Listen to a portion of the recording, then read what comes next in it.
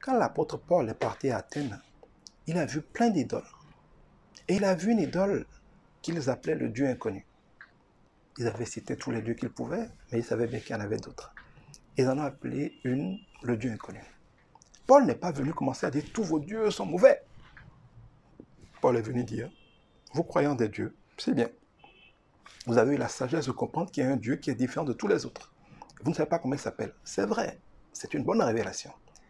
Moi, je suis venu vous révéler qui est ce Dieu inconnu. C'est le Dieu créateur du ciel et de la terre qui s'est révélé en Christ. Et il lui a annoncé la bonne nouvelle de la vérité, de Christ, de l'Esprit de Dieu qui seul peut sauver dans sa miséricorde et dans sa grâce, dans sa faveur, immériter les hommes. Il lui a annoncé Christ parce que Christ est une réalité spirituelle. Jésus était une personne qui a incarné Christ. Mais Jésus est déjà parti. Aujourd'hui, c'est Christ qui est là et qui a toujours été là et qui est et qui sera. Le Saint-Esprit n'est que l'Esprit de Christ en nous.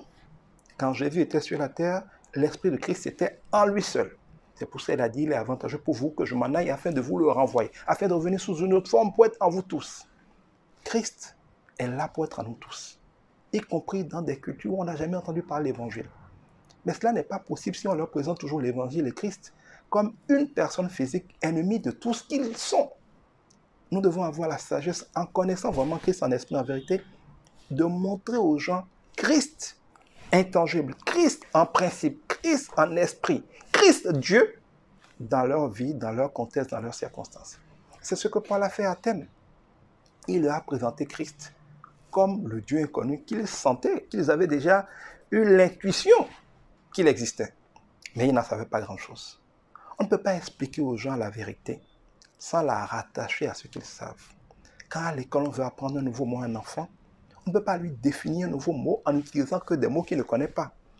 La définition d'un mot consiste à le présenter par rapport à des mots que la personne connaît déjà. L'un des problèmes du christianisme aujourd'hui, c'est parce que soit par mauvaise foi, soit par ignorance eux-mêmes, les chrétiens ne comprennent pas assez bien l'évangile, parce que ce qu'on comprend bien s'énonce aisément. Ils ne comprennent pas assez bien l'évangile pour pouvoir l'expliquer aisément dans des mots, dans des concepts, dans des paradigmes que ceux qui n'ont pas encore rencontré Christ peuvent comprendre. Je prie que Dieu nous fasse cette grâce-là. Parce que si nous sommes capables de parler aux autres le langage qu'ils comprennent et de leur présenter Christ selon ce qu'ils savent déjà, puisque tout a été fait en par et pour Christ, il y a forcément dans la vie de tout le monde quelque chose qui le rapproche déjà de Christ. Nous devons trouver ces choses-là pour aider les gens à faire le pont entre où ils en sont et où Christ et Dieu peuvent les mener. Dieu nous y aide.